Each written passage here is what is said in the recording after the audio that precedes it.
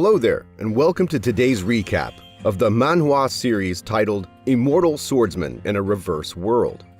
In a nutshell, it's a story based upon a cultivator who, by chance, got teleported to some twisted alternate reality where the roles of men and women have been swapped somehow. Long story short, the women in this strange new world are way stronger and smarter and are therefore the pillars of society. On the flip side, the men here are mere wussies who blush and cry 24/7. These dudes are no doubt a disgrace to society as far as our protagonist, Chu Qing, is concerned. Anyhow, to slip away from this disgusting world and travel back to his original homeland, Chu Qing's got no choice but to cultivate even harder. Curious about what happens next? Well, no doubt we're going to elaborate on the story in detail, but before that happens, destroy that like button and subscribe button. Anyway, in the initial scene, Chu Qing awakens to discover some heavenly beauty lying on top of him. The unknown girl is surely in the mood to commit the forbidden deed then and there. The flabbergasted Chu Qing jumps out of bed though, as he's quite willing to graduate from virginity status at the hands of a mysterious beauty. Meanwhile, he recalls how he accidentally entered the immortal realm some 300 years ago and strived hard to become an elite cultivator. Regrettably, he coincidentally entered the Hall of Time and Space when about to ascend to a higher level. As a result, Chu Qing miraculously swooshed back in time, ending up as a 17-year-old high school student yet again. All things considered, indulging in sex is surely the last thing Chu Qing's chaotic mind craves presently. Unfortunately, the girl, who reveals her name as Ye Shenxi, is quite the badass type and therefore isn't willing to let her prey escape that easily. Even so, a former immortal swordsman isn't to be taken lightly, as Chu Qing soon breaks free from her bondage and runs away ASAP. Once outside, Chu Qing becomes confused upon witnessing how all his fellow males are acting like little damsels in distress 24/7. Meanwhile, the women seem more active, stronger, and bolder than ever. Something weird is at play here. Upon doing a little research, Chu Qing learns how this world's gender roles are pretty messed up actually. It happened back in ancient times when some sort of cataclysm altered women's physiques, making them stronger and smarter than men. This led to the concept of women being superior to men. Ever since then, it's considered normal for girls to actively approach and flirt with men and sometimes even harass them. Later, Chu Qing starts feeling a sense of dread as he heads back home. As expected, his father's busy doing home chores like a housewife of sorts. Meanwhile, the money-making and business-related stuff is his mom's job. Finally, much to his surprise, his sister Chu Xiao is a perverted girl who loves harassing boys online. In short, this world couldn't get any more feminist than it already is. Chu Qing finally slips away in disgust after witnessing his father acting all feminine and coquettish in front of his mother. Back in his room, dude starts cultivating like crazy.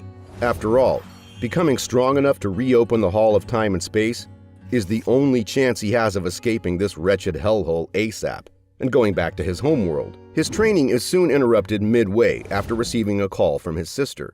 Turns out, Chu Xiao's being held hostage by a couple of punk girls for some reason.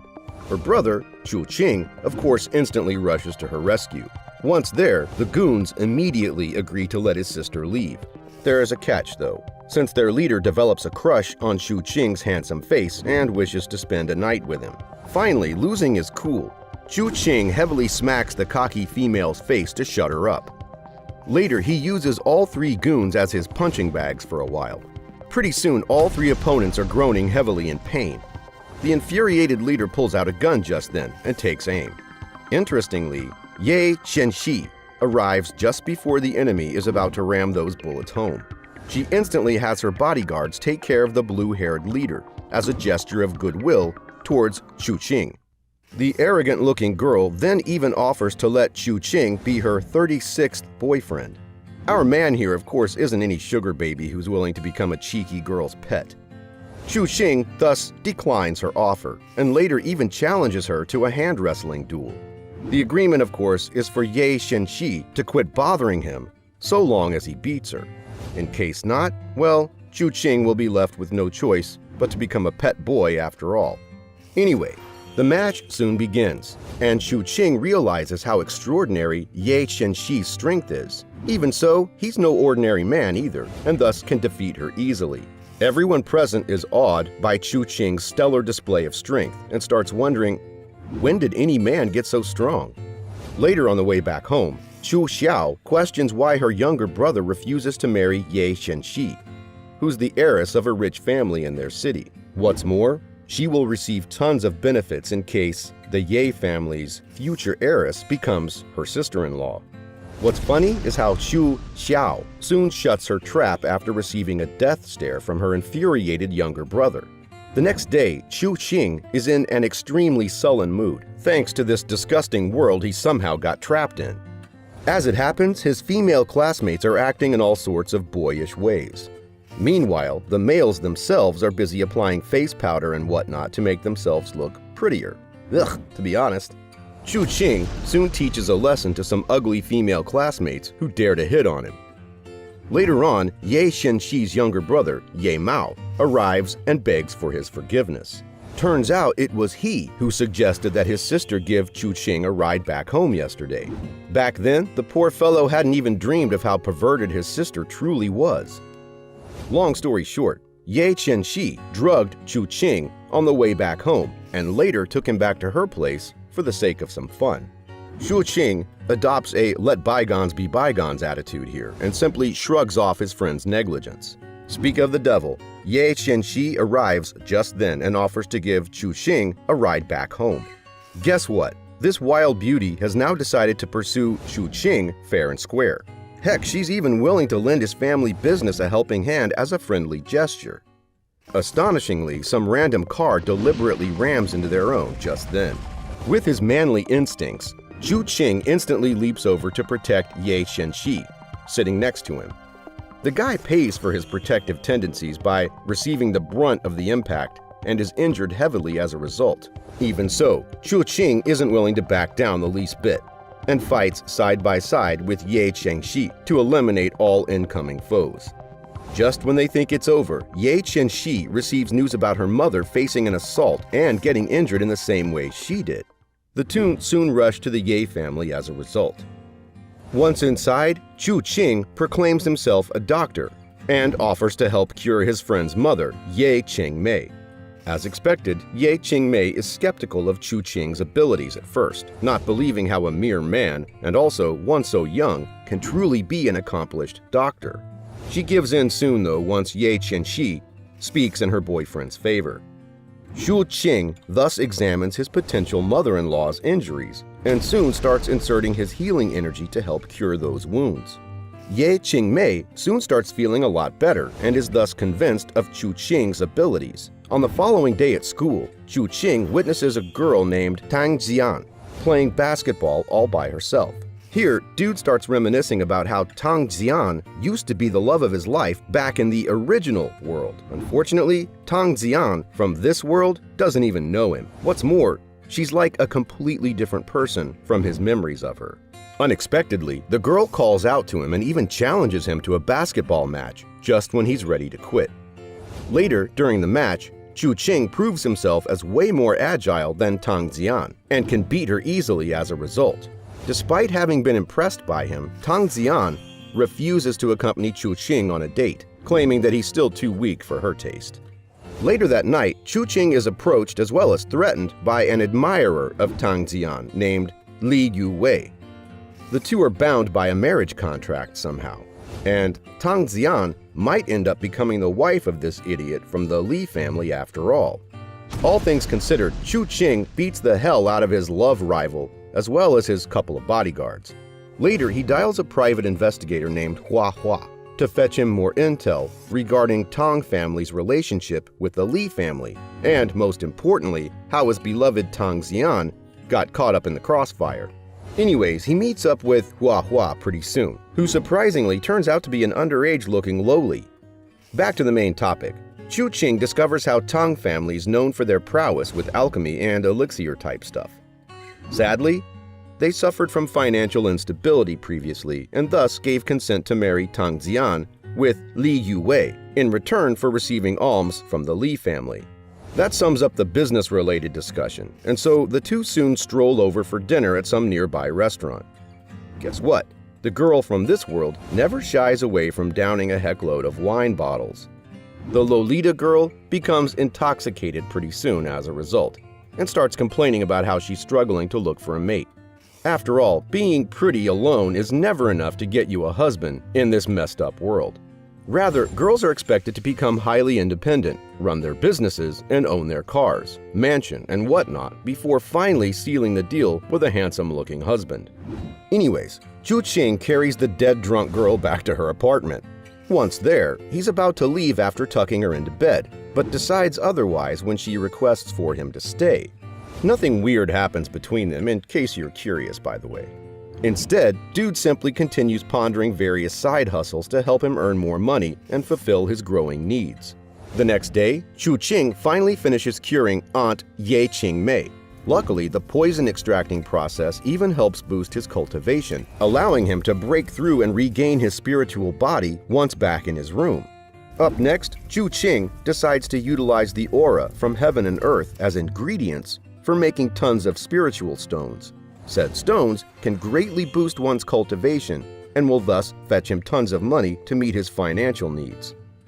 Last but not least, Chu Qing even utilizes a secret technique to summon his yellowish sword out of thin air. What's funny is how, in his attempt to hide the sword from his sister, poor fellow ends up being labeled as a pervert who's busy wanking in secrecy. Afterward, Chu Qing pays a visit to the nearby auction house and offers to sell his spiritual stones in return for a shed load of money. The auction house's successor, named Zhao Yu, is fascinated by the stones and indeed promises to buy them from Chu Qing in bulk quantities. Later on the way back home, an assassin unexpectedly ambushes our protagonist and tries to assassinate him. Unfortunately for him, Chu Qing ain't no helpless crybaby and soon forces the enemy onto his knees using his superior strength and techniques. Then, upon learning that Li Yu Wei was the mastermind behind this attack, he simply executes the assassin and leaves. Regrettably, Chu Qing starts feeling dizzy soon after as a result of having overexerted himself. Not being able to think clearly, our man here simply wobbles to Hua Hua's house and starts kissing her the moment she opens the door. Interestingly, Hua Hua doesn't mind at all and even prompts Chu Qing to continue with the deed. Chu Qing doesn't hesitate the least bit after receiving the go-ahead signal and soon claims Hua Hua as his first ever woman. A while later, he starts pondering about how leaving this world won't be as simple as he thought. After all, the longer he stays here, the more affection he's going to end up developing for the residents of this world. Chu Qing finally concludes with how conquering this world is the only way he can continue keeping his beloved friends and family members by his side forever. On the following day, Tang Xian boldly asks Chu Qing out for a lunch date together. The two are busy sharing cute moments when a couple of strangers launch fatal attacks against Tang Xian out of the blue. Fortunately, Chu Qing reacts in time and thrashes a bowl of boiling noodles onto the assaulter's face. He then proceeds to attack the remaining opponent. Despite having made quick work of both enemies, the poor guy still ends up getting stabbed in the gut.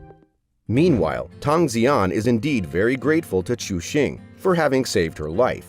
Chu Qing simply shrugs it off as nothing, and later even promises to help revive her family's medicinal business. The conversation is interrupted once Chu Qing realizes that the spirit mark he left on Ye Qianxi has been lifted. This could only mean that his cheeky girlfriend's in a hell of a lot of trouble. Chu Qing thus hitches a ride from Zhai Mu, while also having Hua Hua locate Ye Qianxi through GPS. Soon he tracks down and intercepts the enemy van and then pulls out his sword without saying a word. Astonishingly, two spirit cultivators, the same as him, hop out of the vehicle soon and introduce themselves as members of the Chan Shen sect. Chu Qing doesn't pay any heed to their identities and even starts to mock them for being rookie cultivators. This infuriates the opponents, who soon lunge at Chu Qing, hoping to annihilate him out of existence. Instead, as expected, our OP main character sends the two off to go and greet King Yema in their afterlife. Ye Qianxi wakes up just then and becomes utterly shocked to see corpses all around her, especially the two dead seniors, since she failed to land a single punch on either of them. Once again, it's revealed how the Li family's the troublemaker here, as they've been bothering the Ye family for quite a while now. Anyways, the two then head back to the Ye family mansion, where an urgent meeting is ongoing between Ye Qianxi's mother and the other senior figures of the Ye family. A blondie there isn't too happy about some random commoner, especially a man, intruding on their family's secret meeting. Chu Qing simply states that he's just there for the sake of business. First, he offers to sell a heckload of spiritual stones to the Ye family at a discounted price. Next, he even offers to make protective talismans as well as strength-boosting elixirs for each Ye family member. His mother, of course, is to lend Ye Qianxi's family a helping hand, as she's already become very dear to him. Later that night, Chu Qing's greeted by his fat aunt, Chu Qing, upon reaching back home.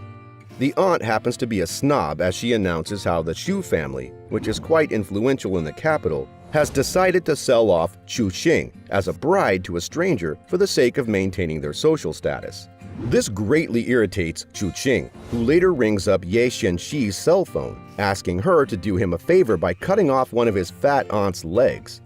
Even so, Chu Qing's worried that members of his mom's Xu family might come looking for trouble later, and so he spends the night crafting several protective artifacts for his family members as well.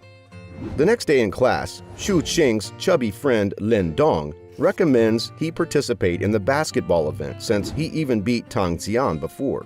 Chu Qing agrees since it will help him make some lovely high school memories, etc. Soon enough, another pretty classmate named Ling Weiner comes looking for him, asking Chu Qing to attend a private party being hosted by their middle school friends. Chu Qing once again gives his consent as a gathering with past friends might be fun indeed. Later, Chu Qing finally finishes making a bag full of sword shard protective talismans and soon hands them over to Ye Qianxi in return for $1 million. If this continues, Chu Qing will be able to establish a business empire solely by leveraging the knowledge and techniques gained from the immortal world. Our cheerful dude thus celebrates by drinking together with Jia Yu late till midnight. Upon returning home, Chu Qing bumps into his sister, Chu Jiao, who's just as drunk as he is, and is trying to sneak in without being noticed by her parents. What's funny is how both start feeling dizzy and end up losing consciousness soon.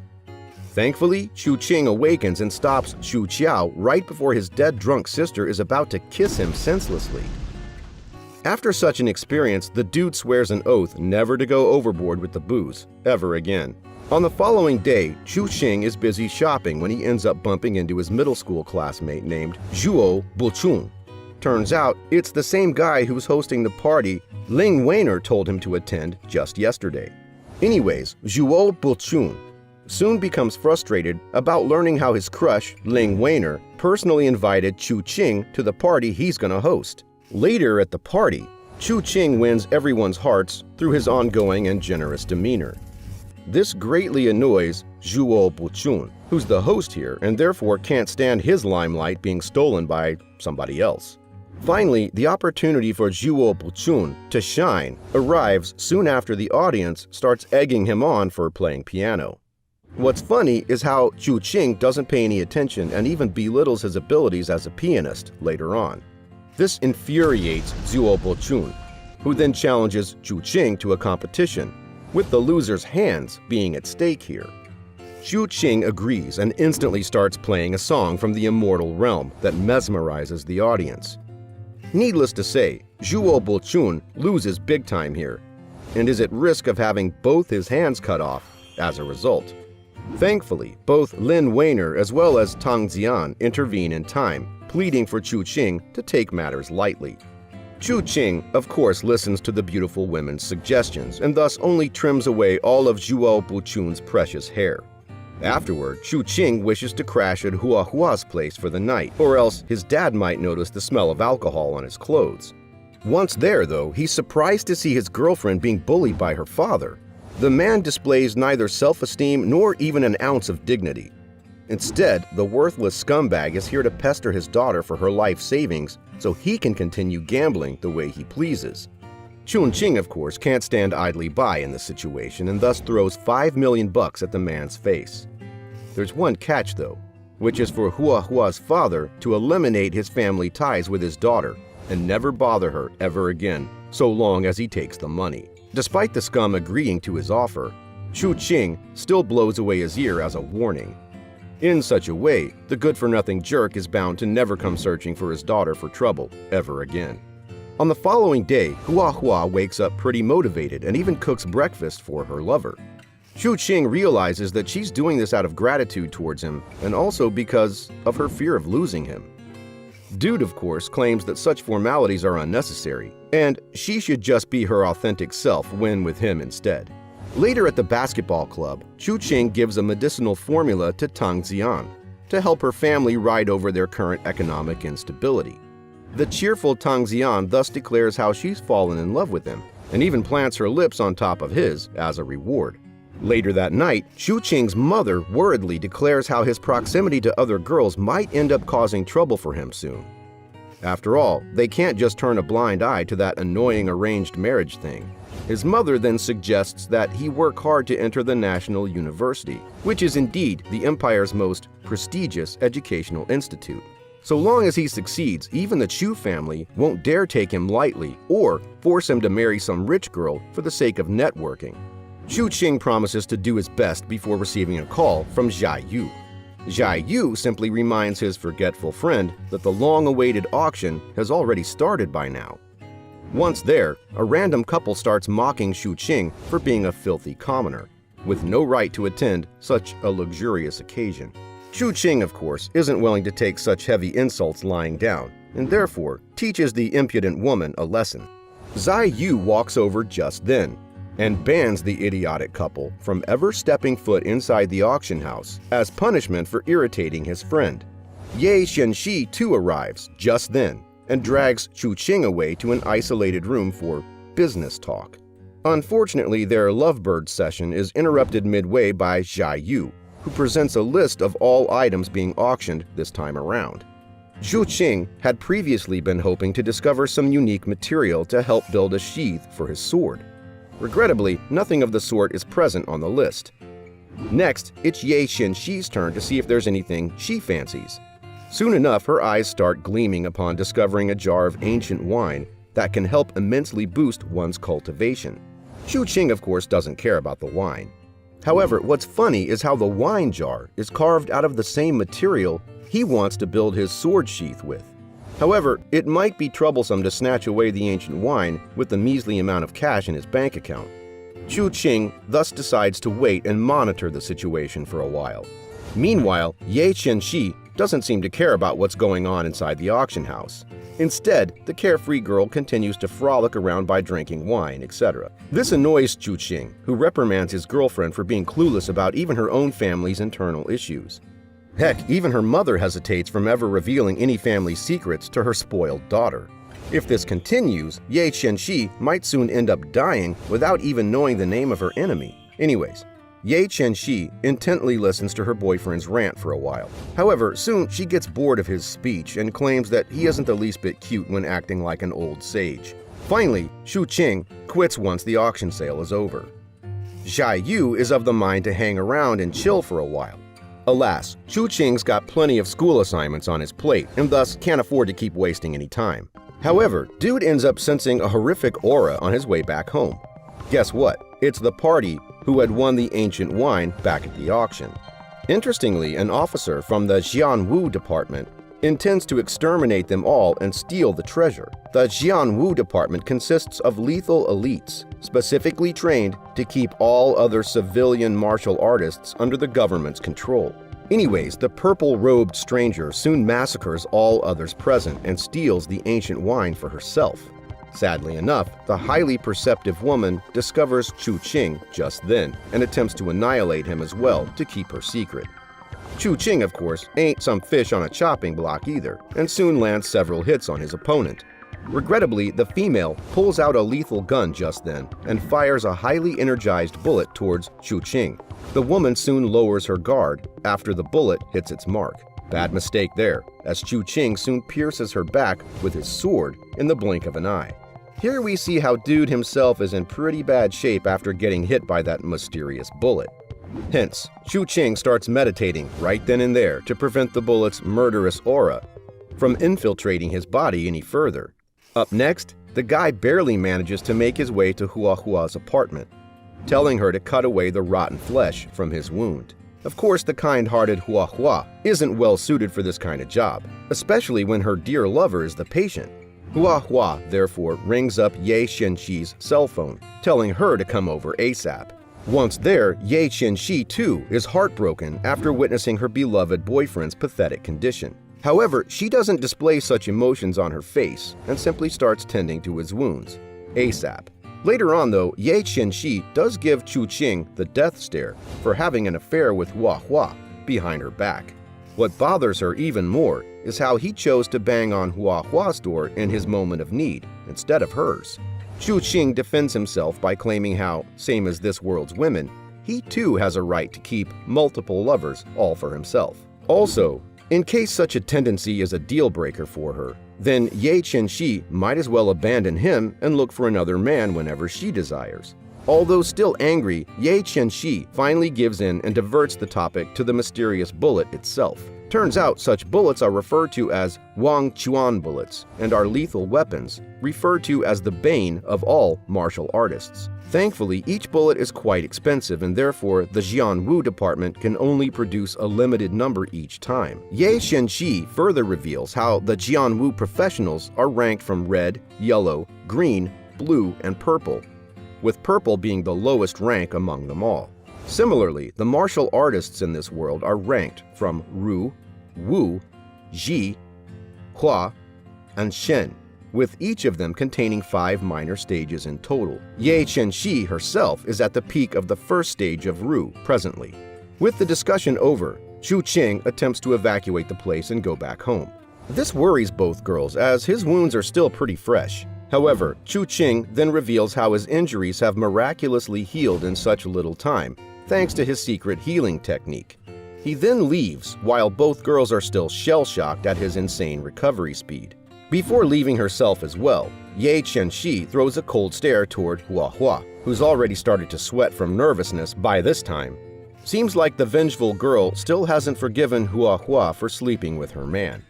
The next day at school, Chu Qing gets in trouble with his teacher for sleeping through class. Long story short, he ends up being charged with entering the top 10 in the upcoming exam, instead of his classmate Song Xiaoran. This incident results in rumors spreading about Chu Qing being in love with the introverted girl Song Xiaoran. One of Tang Xian's lackeys gets wind of the news as well, and so they'll corner Song Xiaoran, hoping to teach the pitiful girl a lesson. Later on, in privacy, Tang Xian reveals how the medicinal formula he gave her earlier was proven as a formidable poison rather than enhancing one's cultivation. This confuses Chu Qing, since the recipe he shared was one for boosting an individual's cultivation. Even so, the poison's still quite useful, and Tang Xian, therefore, pays him 200 million bucks in return. This thrills Chu Qing as the guy starts imagining how much more he can make just by selling off the innumerable elixir formulas saved in his head. Last but not least, Tang Xian requests her boyfriend to stop cultivating any further, since she doesn't wish for her future man to be unable to reproduce. The statement serves as a lightning strike for Chu Qing, who starts wondering whether practicing martial arts in their weird world forces men to become infertile or something. Later that afternoon, Chu Qing attempts to teach Ye Xianxi how to deal with a Wang Chuan bullet, but ends up harming her instead. Guess what? The reason why that formula turned out to be poison, and also why he can't teach Ye Qianxi any cultivation methods at present, is thanks to the irregular meridians of women from this world. Unfortunately, Chu Qing will need to get his hands on some ancient martial arts books to further investigate this issue. Chu Qing drops the issue for a while, though after healing Ye Qianxi, he instantly heads back into his room. Once all alone, Chu Qing instantly starts refining a scabbard for his sword. With this, it won't take long for his sword to heal up automatically every time it takes on any damage. Next, he also refines a mask for himself to hide his identity when running secret errands for himself. Soon after, Ye Qianxi rings up his cell phone, inviting him for dinner together with her mom. Once there, Chu Qing requests to take a peek at the Ye family's cultivation manual, in return for the elixirs he made for them. Ye Qing instantly refuses though, claiming that it's forbidden to reveal their family's techniques to outsiders. The only way for Chu Qing to fulfill his desire is by marrying into the Ye family first. Chu Qing, who comes from a world dominated by men, would of course rather die than be married off to some other girl, even if he loves her dearly.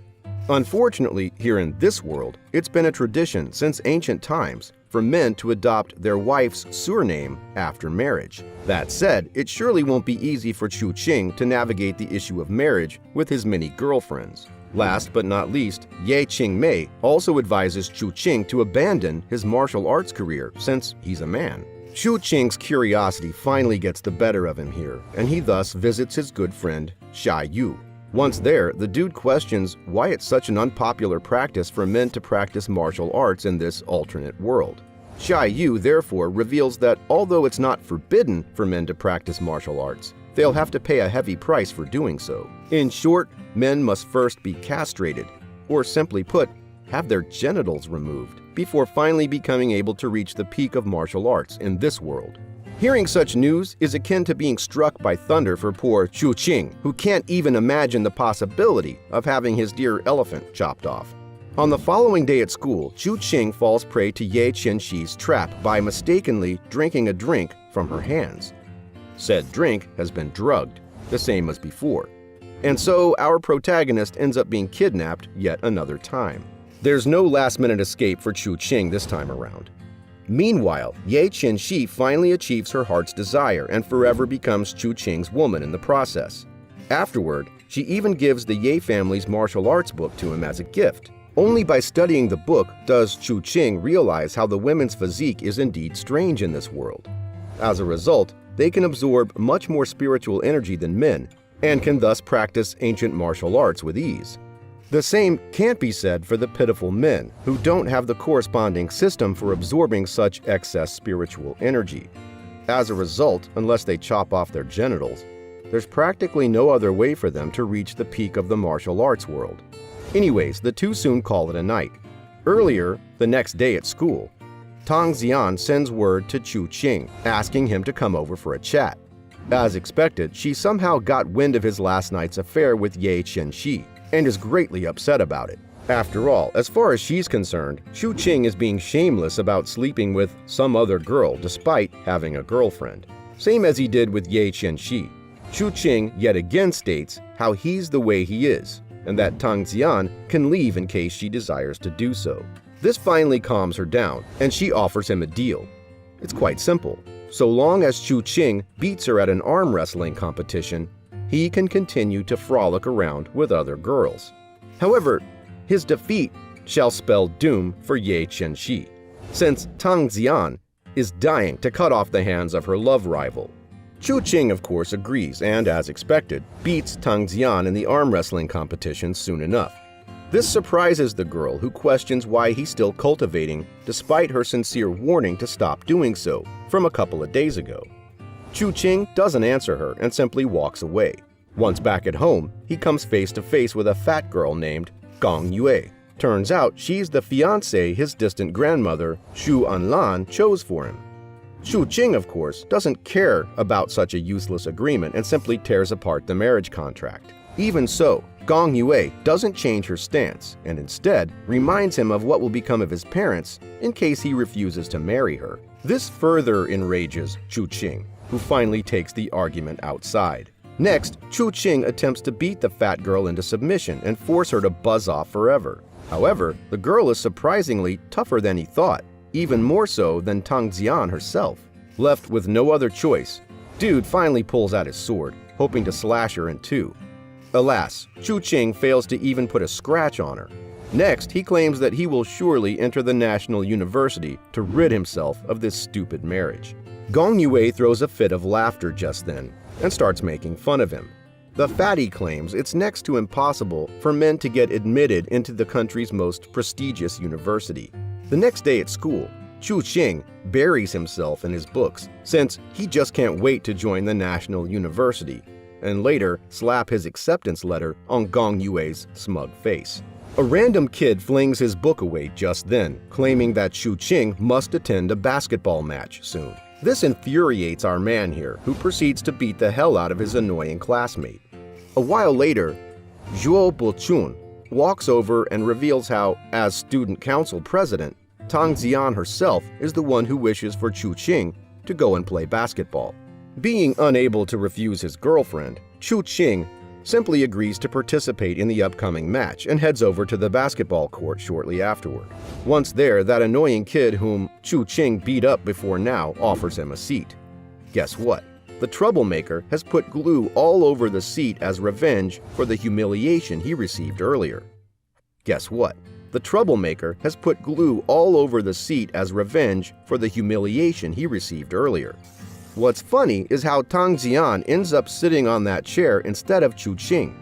This makes Dude break into a fit of laughter, and he even goes so far as to tease his girlfriend about the color of her undergarments. Tang Xian soon starts cursing her boyfriend for not warning her about the glue earlier. The next moment, though, she simply covers her behind with her jacket. This doesn't sit well with Chu Qing, though, who hates it when other guys stare at his girlfriend. Tang Xian, however, quite enjoys the sight of Chu Qing becoming jealous because of her. As a result, she refuses to wear his jacket just for the sake of annoying him. Later during the match, the opponent's team seems to be losing at first. However, their leader then makes a bet with Tang Xian. In case she wins the bet, then Chu Qing will have to become her lover for an entire month or so. Tang Xian, of course, agrees to it since she's confident of her victory. However, soon after she accepts the challenge, the opponent team starts showing its true colors by displaying exceptional physical agility. If this goes on, then Tang Xian's team will surely be left in the dust in a matter of minutes. What's even worse is how she'll have to hand over her boyfriend to somebody else. That said, Tang Xian is left with no other choice but to beg Chu Qing to step in and win the match. Our protagonist, of course, isn't willing to let such a good opportunity to tease his girlfriend slip by. Heck, the shameless dude even states how the enemy's leader's kinda cute. Hence, he wouldn't mind losing the bet and accompanying her for some time at all. In desperation, Tang Xian ends up offering to let Chu Qing play with her melons so long as he wins the match. This ends up motivating Dude quite a bit, and so he instantly joins the game as well. With his exceptional strength and speed, Chu Qing ends up making a basket in no time. Up next, though, he doesn't attempt to win any longer. Instead, Dude starts acting arrogant and even hands over the basketball to the enemy leader. This forces everybody else's jaws to drop to the ground. As for Zhuo Buchun and his teammates, they simply start cursing Chu Qing for being a traitor. Heck, even Tang Xian assumes that her boyfriend's about to lose on purpose, so he can sleep with some other girl. Chu Qing's next move makes the audience flabbergasted yet another time. As it happens, the wicked dude simply pulls down the enemy leader's pants while he's distracted. And guess what? It's a girl disguised as a boy, so she can help her team win the match. Therefore, although his method was a bit crude and unconventional, Chu Qing nonetheless helped his team win the match, for sure. Cocky Dude therefore walks up to Tang Xian, hoping to tease her about getting his reward. Instead of acting shy, though, Tang Xian simply dares her boyfriend to go ahead and touch her if he wants. Such a bold statement makes Chu Qing lose all his nerve, especially since they're standing in public anyways. Later on, though, Tang Xian summons him for a martial arts competition. Turns out, she lost quite a bit of face after he refused to fondle her melons in public. The girl is still mad as a result and wishes to teach Chu Qing a lesson. As expected, though, Chu Qing emerges as the victor yet another time. Heck, the merciless dude even goes full daddy mode on her by printing several footprints on her butt. Afterwards, the two experience a spark of chemistry and are basically on the verge of making out, before being interrupted by somebody. Guess what? The intruder is none other than the nanny who's been taking care of Tang Xian all these years. What's funny is how he's a male with lipstick on instead of the usual wrinkled old granny. Chu Qing even starts wondering how this male nanny feeds milk to the infant, since that's the primary job of a nanny after all. Anyways, the arrogant-looking nanny calls Chu Qing over for a private chat. Chu Qing decides to give a face to Tang Xian and follows. As expected, though, the annoying old man starts scolding Chu Qing for being a frog that wishes to eat swan meat. He even goes so far as to slap Chu Qing.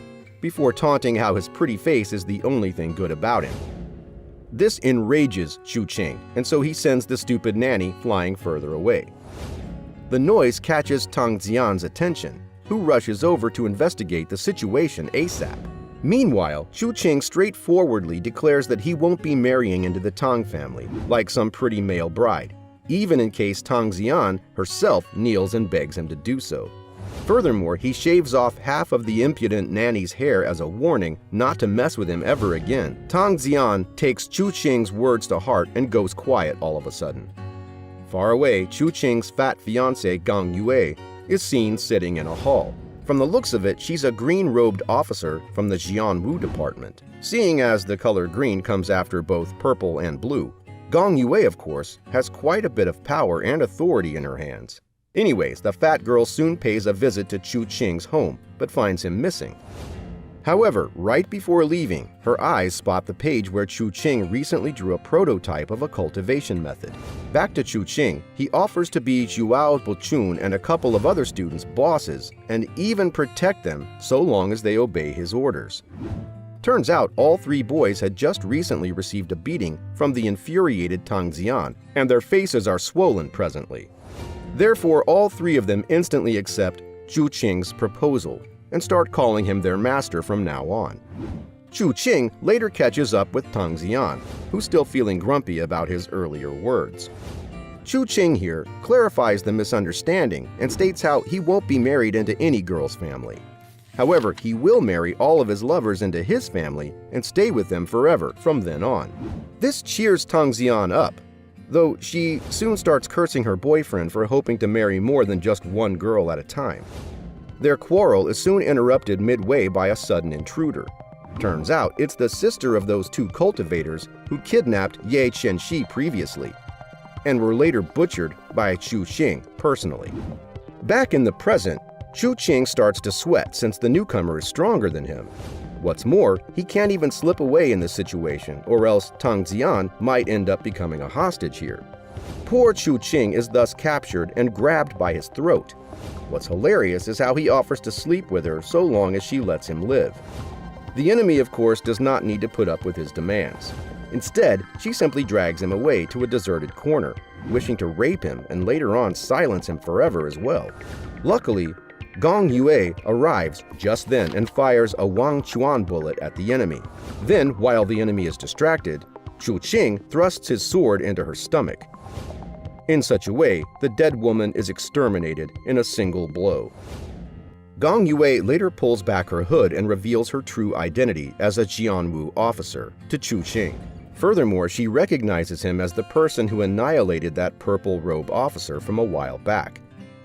Interestingly, though, Gang Yue promises to let Chu Qing off the hook so long as he's able to cure her illness. After all, Chu Qing himself drew the cultivation diagram she discovered earlier in his room. Hence, the boy may just be talented enough to pinpoint her illness as well as cure her. Left with no other choice, Chu Qing examines his so-called fiancée's body. Soon, he learns the reason why she's so fat is that her physique is incompatible with her training method. Before proceeding to cure her, Chu Qing offers to trade his strength-enhancing pills in return for a level 3 Wang Chuan bullet. Finally, the boy gets to work and starts injecting his energy into Gang Yue's body. As a result, the previously fat girl becomes slim and smart in a matter of seconds. Feeling unbelievable, Gang Yue simply hugs Chu Qing as thanks for curing her disease. He even promises to make a new cultivation technique that suits her physique. Alas, it's a time-consuming process and can't be finished in a matter of days or so. What's more, Chu Qing points out how Gang Yue's spiritual roots and a couple of other things got stolen during early childhood. That's probably where her illness stems from. Furthermore, he makes a wild guess about how Gang Yue's beloved family members were the ones who stole her belongings instead of outsiders. Despite knowing its truth, the girl still becomes enraged at having her past trauma be pointed out like that. In her anger, she half-heartedly shoots a bullet at Chu Qing. The boy effortlessly dodges her attack. Meanwhile, Gang Yue herself suffers an internal backlash and has her face covered in blood all of a sudden. Here, Chu Qing warns her to not overexert herself. Otherwise, she may explode thanks to her illness sometime soon enough. Finally, before leaving, Chu Qing promises to be her ally and help her take revenge upon her disgusting family members. In return, Gong Yue can lend him a helping hand with his own Chu family situation as well. Upon reaching home, Chu Qing dials his sister's number to check up on her. Turns out she's busy having an affair with a kid named Jing Tao at the moment. For a while there, Chu Qing teases them both by declaring himself as his sister's ex-boyfriend. Soon, he reveals his true identity though, and hangs up after transferring a heckload of cash into his sister's account. On the following day, Chu Qing summons all 3 of his lackeys. Turns out he's already finished making a cultivation technique suitable for men. That said, there's no need for males to chop away their precious elephants to cultivate properly. Zhao Buchun and the others still have their doubts, of course, but are unable to refuse. Hence, all 3 boys start training as per Chu Qing's instructions. In such a way, Chu Qing too can evaluate the efficiency of his self-created technique. Just then, Tang Xian's mother stops by and summons Chu Qing for a brief chat. The future mother-in-law, of course, doesn't have a positive impression of Chu Qing, especially after hearing of the way he beat up that stupid nanny. The shameless Chu Qing simply kisses Tang Xian in public as a means to annoy her mother. Unfortunately, Ye Qianxi witnesses the whole incident and starts burning with jealousy at the sight of her lover kissing somebody else. Chu Qing soon gets dragged inside a car as a result. Once inside, the poor fellow has all his manly energy drained by Ye Qianxi and is only able to leave after nightfall. His laziness soon disappears, though, after receiving a call from some stranger named Meng Zhui. Said stranger is currently keeping his sister Chu Xiao hostage and may even take her life if he doesn't come to the rescue soon enough. Once there, Chu Qing immediately sends one of the enemies flying after witnessing his sister getting hit. Soon he encounters Meng Zhui herself, who seems to be the owner here. The two exchange a couple of blows in a one-on-one match. Chu Qing soon realizes that Meng Zhui is by far the strongest opponent he's ever met, and there's no way he can beat her fair and square. Dude thus eats one of those strength-enhancing pills, and also summons his mighty sword out of thin air.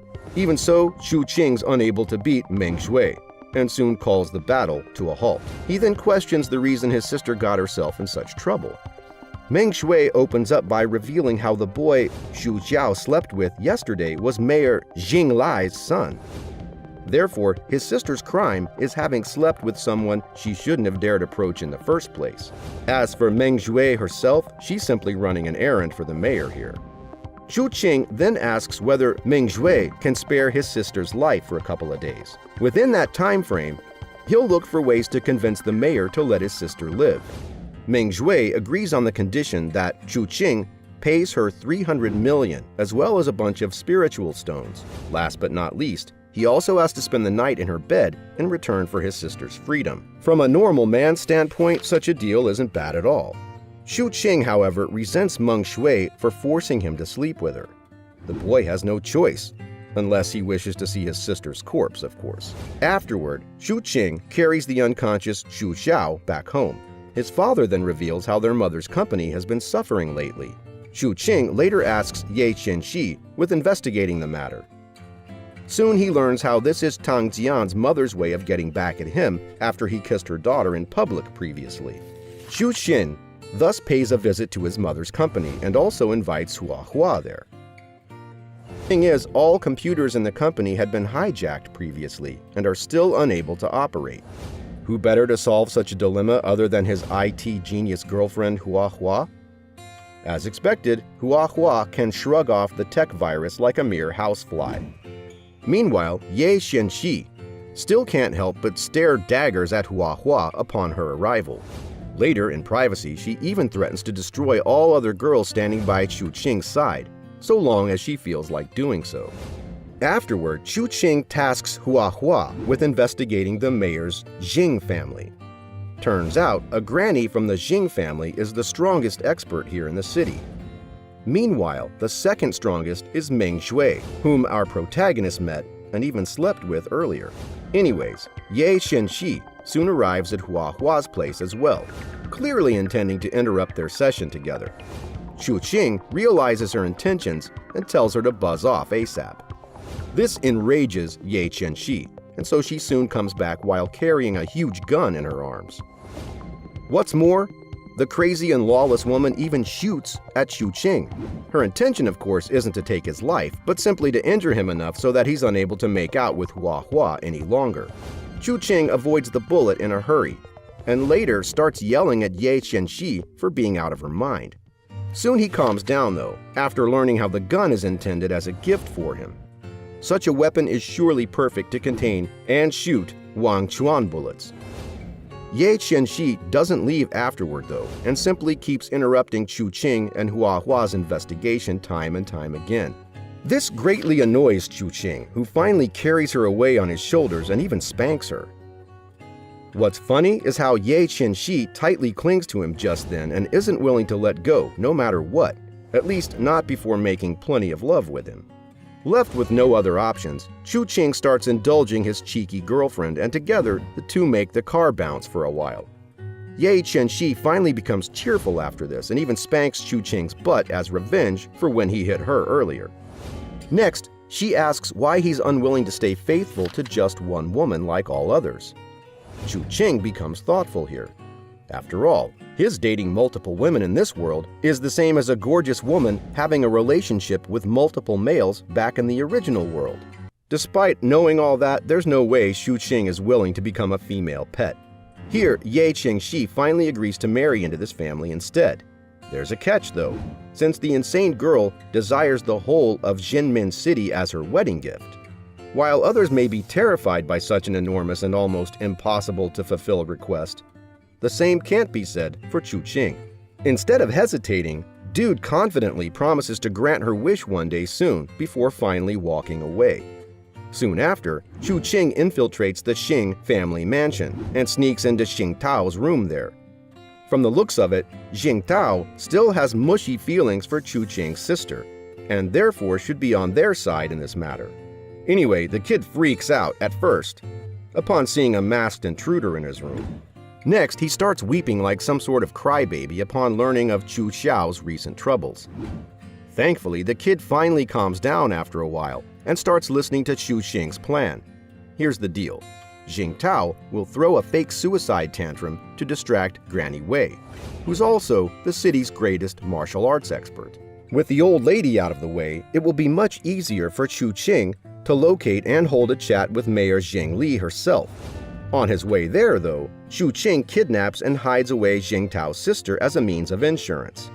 Next, he goes straight to the living room and sits face-to-face with the city's mayor. Unexpectedly, Mayor Zheng Li isn't just a powerless civil official. Rather, she's a martial artist herself, one even stronger than Granny Wei, who's supposedly the city's strongest martial artist. Poor Chu Qing soon has his gun-containing Wang Xuan bullets snatched away by the enemy. Next, it's Zheng Li's turn to act surprised after recognizing Wang Xuan as the unique bullet produced by the Gong family from the capital.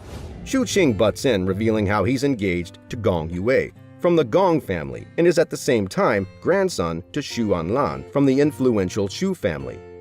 Even so, Zheng Li isn't too impressed. After all, Chu Qing's mother is merely trash thrown away by the Xu family. As a result, neither she nor her son have much of a say in the Chu family's internal affairs. Hence, Zheng Li's just about to silence Chu Qing forever when Granny Wei hurries in and announces that the young miss is missing. Zheng Li instantly sends people to search for her daughter, buying Chu Qing some breathing room as a result. On the flip side, Dude keeps on nudging Hua Hua to locate some unknown person ASAP. In the meantime, Chu Qing even cockily declares how he can surpass all of Jinmin City's top 10 masters, Zheng Li included, within 6 months. This seems quite absurd to the mayor since Chu Qing's still a mere teenage boy. As for her, she's already a 4th-grade martial artist. Anyways, Granny Wei finally discovers the young miss lying unconscious under the floor beds in her room. Once again, though, Zheng Li's plan to exterminate Chu Qing is interrupted after he flashes the photo of a mysterious man named Lu Feng at her. The person's quite dear to the mayor and is therefore Chu Qing's ticket to keep on living. Zheng Li finally becomes fed up with Chu Qing's wicked schemes. and soon gives in. In such a way, the mayor not only agrees to spare his sister's life, but also seems willing to marry her son off to Chu Qiao. There is one catch though, which is for Chu Qing's sister to own a big mansion by the end of the year. Only then can she qualify as a suitable wife for Zheng Li's son. Chu Qing happily agrees to the proposal and has Zheng Li jot it down on paper. Later, he even tells her to write him a letter to Meng Shui, telling her to get off his sister's tail for now. Anyways, Zheng Lu, whom Chu Qing smacked in the head and later kidnapped, now shows up all of a sudden. As soon as she sees him, the girl starts cursing Chu Qing for daring to hurt her earlier. Furthermore, she even reveals how she was the one who beat up his sister a couple of days ago. This doesn't sit well with Chu Qing, and so he slaps the ill-mannered girl without prior warning. Seeing this, Granny Wei's about to attack Chu Qing, but Zheng Li stops her. The mayor's been influenced by Chu Qing's charisma, and also admits how her daughter's been spoiled to no end and lacks discipline. Anyways, Chu Qing soon walks away from there, knowing that his sister's safety has been guaranteed for now, and that he can hop back to his normal school life soon enough. This wraps up the current chapter, and we're left pondering several mysteries. First of all, will our beloved protagonist truly be able to surpass Zheng Li and become Zhenmin City's #1 martial artist? Furthermore, will all 4 of Chu Qing's lovers fare well together when forced to share a man, or not? After all, it's quite preposterous for a man to marry more than a single woman in this weird and messed up world. Last but not least, what will become of Chu Qing's arranged marriage agreement with Gong Yue? Simply put, will poor Chu Qing be held responsible by his grandmother Chu Anlan for daring to tear apart the wedding agreement? Anyways, we'll surely pull the curtains and reveal the answers to all questions from above within the next recap of this webtoon. There is one catch though. Simply put, you can either be a subscriber or say goodbye to all future recaps from this manhwa.